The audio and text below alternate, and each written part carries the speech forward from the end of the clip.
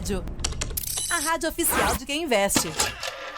Alô, meu caro Bruno Mazzoni, vamos contigo, os pontos de Dolfute Indifute no pique, Brunão, bem-vindo, bom dia, valeu aí por acompanhar, eu sei, nas minúcias, a nossa cobertura do IPCA 15.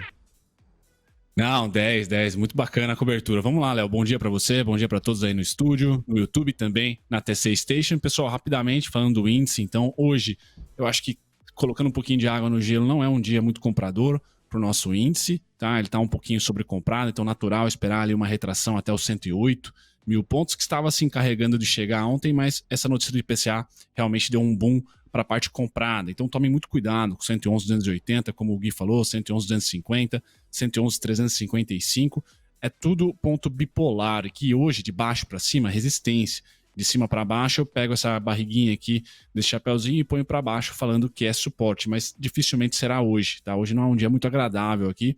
Vamos ver se o índice consegue responder comprando aqui o que não é o meu cenário base. Caso rompa, vamos direto, pessoal. 112,25 aqui é resistência, mas creio que somente vamos parar no 112,585, 112,655. Não é meu cenário base, tá? Mas seria o alvo se a gente romper e fechar aí 1 hora, ou o gráfico de 4 horas dentro do day trade é muito relevante, acima do 111,250. O normal é o índice voltar aqui para o 110,155, 110,90, tá? E romper, inclusive, as mínimas de ontem, que estão ali em 109,575, 109,430. Então, cuidado, a notícia é muito positiva, mas em preço, como o Gui falou do dólar, né, é uma oscilação que pode machucar day traders aí. O ponto do 111,250, muito importante. Quando a gente vai para o dolinha, esse pessoal acho que só descansa no 50,24. Então, por mais que não tenha tocado nessa expectativa do arcabouço e agora mais o IPCA, que não necessariamente ajuda o dólar a cair, o IPCA fraco ajuda o dólar a subir, né? Porque tende a colocar um juros mais fraco, tá? E aí o dólar se fortalece na nossa moeda. Então o IPCA mais fraco, para mim, é notícia compradora para o dólar. 4,992,5 é a primeira resistência forte, mas o mais forte mesmo para esse contrato acaba sendo, pessoal, 50,24, tá? Tem esses pedágios aqui até os 50,24. Mas ali seria a principal resistência para o dolinha. Suportes já tocados todos nessa abertura, então 4952, 4948 eram suportes ali para hoje, 4948 de ontem e da semana, né, pós gap de baixa aqui, tá? Então pós 50,24, se tocarmos lá, acaba sendo aqui o 4,927,5, 4,926,5. Tome cuidado, hoje é um dia de bastante oscilação, Léo. 9,26. Brunão, seguinte, ó, 2 complementos e eu já te devolvo a bola. Na verdade, 3. Vamos ver aqui se eu consigo organizar tudo na nossa cobertura. Primeiro ponto, eu pedi pro nosso produtor, Serelepe Caio Melo, checar o cronograma das reuniões do Conselho Monetário Nacional. Porque nós teremos, como eu estava antecipando aqui, dividindo com cada um dos nossos ouvintes telespectadores, a reunião de política monetária próxima em 21 de junho. Aí o Caio foi checar, fez a apuração, me trouxe em paralelo. A próxima reunião do Conselho Monetário Nacional se dá no dia 29 de junho. Portanto, nós estamos falando de um encontro entre Simone Tebet, Haddad e Roberto Campos Neto, que tem por tradição, por ser no mês 6, o decantamento, a decisão, a discussão sobre metas de inflação no dia 29 de junho, praticamente uma semana depois de uma super quarta em que vai se falar sobre os rumos da Selic. O cenário base do Coleta me parece ser já há algum tempo de que vai haver um denominador comum para que se suba a meta de inflação. Ela sai de 3% e vai para 4%. Sabe-se lá como o mercado reagirá caso isso de fato se confirme. A outra hipótese de leitura e uma outra aposta de que, na verdade, não, vai haver a manutenção da meta de inflação em 3% e que logo depois disso, na próxima decisão da política monetária, e aí a gente está falando exatamente do dia 2 de agosto, venha não mais uma sinalização, mas um senhor corte de juros sob a luz de um novo arcabouço fiscal, que em teoria já terá sido aprovado, pelo menos até a reunião do CMN, não dá para garantir que vai estar aprovado até a reunião do Copom próximo em 21 de junho. Mas é altamente provável e consensual que esteja aprovado até a reunião do CMN. E aí, sob a luz do novo arcabouço e esse voto de confiança de se manter a meta em 3%, um senhor corte de juros por parte do Copom na reunião do dia 2 de agosto. Pronto, essa é uma atualização para você, investidor, trader, organizar o seu racional, a sua aposta, a sua intuição com base no cronograma. A segunda atualização, eu conversava em paralelo, assim que o Bruno trazia os pontos do dólar, com o Guilherme Cunha. Tirei meu fone aqui, perguntei para ele fora do microfone Gui, o que está acontecendo com o dólar? 0,20% de ganho, R$ 4,976. E o Gui insiste. É puro preço, Gui. Esse é o ponto. Muda nada, não mudou em nada a tese. Subiu, vendeu. É o contexto que nem o Bruno já trouxe, né? Cai IPCA, cai a curva de juros, sobe o dólar, mas isso é momento, é da notícia. Então, aproximou-se perto dos R$ 4,90, R$ 5, é marretado nesse dólar. Que nem o Bruno também já trouxe, a resistência maior do contrato, ou seja, os próximos 5 pregões, a gente não tende a ver um dólar acima do 5,024. E ainda não fomos ver no 4,888, que é o objetivo. Subiu, vendeu. 9h28. Pessoal, eu preciso limpar o terreno de novo para a cobertura especial da bateria de dados dos Estados Unidos. Faltam 2 minutos para isso. Bruno, vou pedir muita síntese para você. Vamos contigo. Gráficos da terra do Tio Sam. Daqui a pouquinho uma bateria de evidências. Vamos lá, Brunão. Vamos lá, Léo, rapidão então. Começando com o DXY, pessoal. Eu acredito que esse é o melhor ponto de venda para o DXY. Só que o Léo acabou de falar, temos uma bateria de notícias importantes e amanhã também, tá? Então, muito cuidado aqui, o DXY tá na iminência aqui de dar um trade pró-commodities ou um trade totalmente anti-commodities, tá? Então, hoje é o dia importante, a semana também. DXY em resistência, mas porque temos notícias, podemos ter muita mudança. A mesma coisa para a curva de juros americana em resistência. Pode se enxugar muito e cair junto com o S&P. Então, curva de juros deve namorar o mesmo movimento do S&P. Subiu, curva de juros, sobe S&P.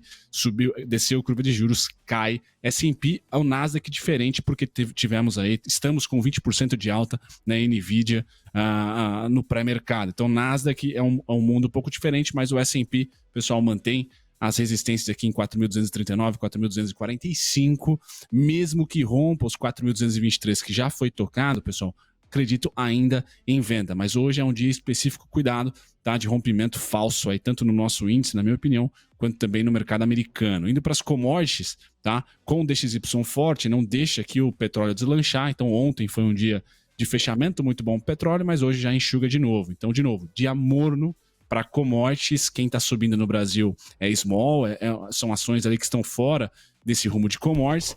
E se tem alguém para fazer o índice aqui subir novamente para os 112 mil e acima, é a Petrobras.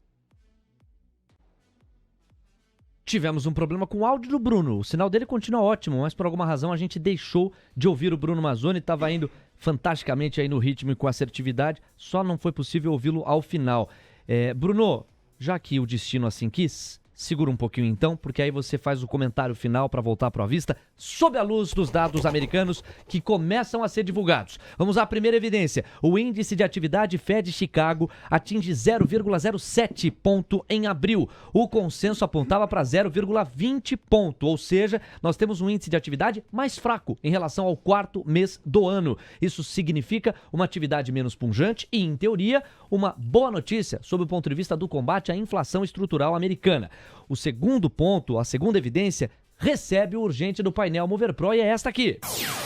Pedidos semanais de seguro-desemprego atingem 229 mil. O consenso apontava para 245 mil. Digamos que essa é uma contra-evidência. Ela, por sua vez, sugere que tem menos gente acionando o seguro-desemprego do que se imaginava. A expectativa do governo americano e do cenário econômico por lá era que 245 mil cidadãos solicitassem os pedidos semanais de seguro-desemprego. Foram 229 mil os cidadãos que o fizeram, ou seja, menos gente do que se imaginava.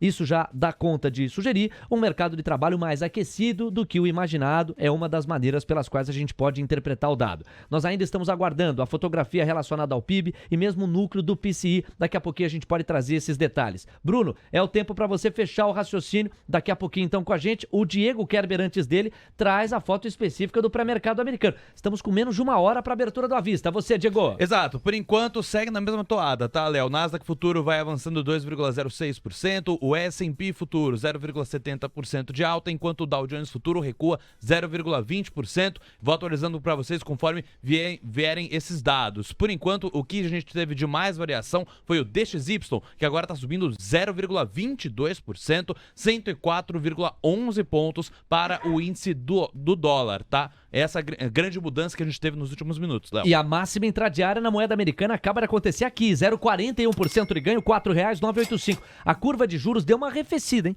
A curva de juros agora, ela tem uma desidratação espetacular sob o ponto de vista de quem queria menor risco.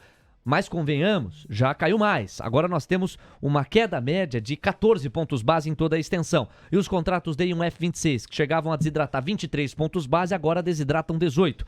O Ibovespa Futuro mantém um bom fôlego, 1,34% de ganho, 111.325 pontos. Gui, uma pergunta rápida em relação ao dólar, que foi buscar máxima intradiária de novo. A gente não pode trazer o DXY para ajudar a justificar essa força que o dólar está ganhando em relação a outras divisas internacionais? Não ajuda a traduzir esse esforço ou é puramente técnico? Não, certamente tem a sua devida correlação, mas o IPCA é o grande trigger aí para que o dólar também tenha essa força um pouco mais compradora nesse curto espaço de tempo. É muito importante, não sei se o Bruno ainda permanece na ponta da conexão, mas os testes da região do 4962 e 4948 foram muito compradoras. Então chegou nesses objetivos do suporte, chamou as compras. Então tem essa adequação do ajuste que estava no 4970 e agora o reteste vai ser na resistência, né? Então pelo menos no 4990 e até o 5008 vai ser tocado nesse contexto técnico para depois chamar a movimentação das vendas.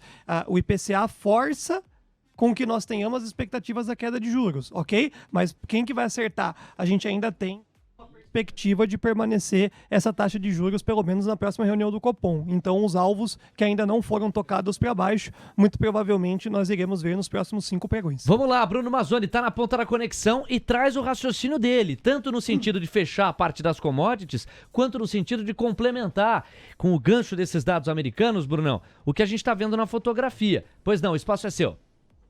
Vamos lá, Léo. Antes de comentar, só dizer, você avise o seu xará aí que é o meu USB aqui, tá no Paraguai não, né? Que não está muito na seu melhor status, porque o microfone é novo e veio com USB um pouco com falha. Então não é de vocês, a falha é minha. O meu único complemento à fala do Gui, pessoal, é esse gráfico aqui, em verde DXY, em azul o nosso dolinho aqui. Então é notório que o nosso dólar está correndo atrás do DXY, tá? E a inflação, como o Gui falou, só ajuda. Então, o verde está dizendo, vai dólar para cima, 50,24 seria o meu ponto ali técnico para vocês. Até o quê? Até vir dados fracos da economia americana. O desemprego agora não ajudou muito.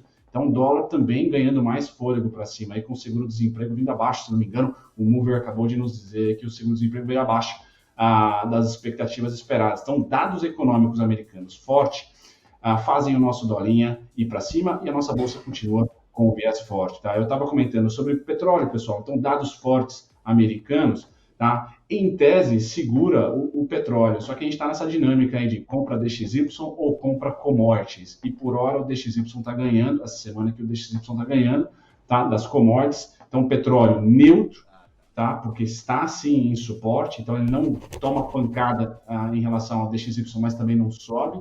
Já o minério de ferro, esse China Futebol Clube, totalmente para baixo, só que eu trago para vocês, pessoal, os pontinhos em azul aqui mostram quando o minério de ferro no gráfico semanal, utilizando o IFR de 14 períodos, para quem gosta de análise técnica aí, tá? Quando o nosso IFR esteve próximo dos 30, 40, 30, eu marquei com bolinha ali os candles semanais, tá? E esses candles mostraram, se não o principal fundo, próximo de um fundo muito importante, se não o principal fundo aqui, próximo de um fundo muito importante. Pois bem, nesse momento, estamos com o IFR chegando muito próximo, tá? Nós estamos nos pontinhos que eu tenho tecnicamente lá dos 85,90, 88,15 até os 97,40 como suporte, chapéuzinho azul. Então, assim, você aguentou a resiliência da Vale, ela tende a cair menos do que o minério de ferro quando o minério de ferro cair e subir mais do que o minério de ferro quando o minério de ferro subir. Essa seria a simetria e o tchan que eu daria ali para a Vale no curtíssimo prazo.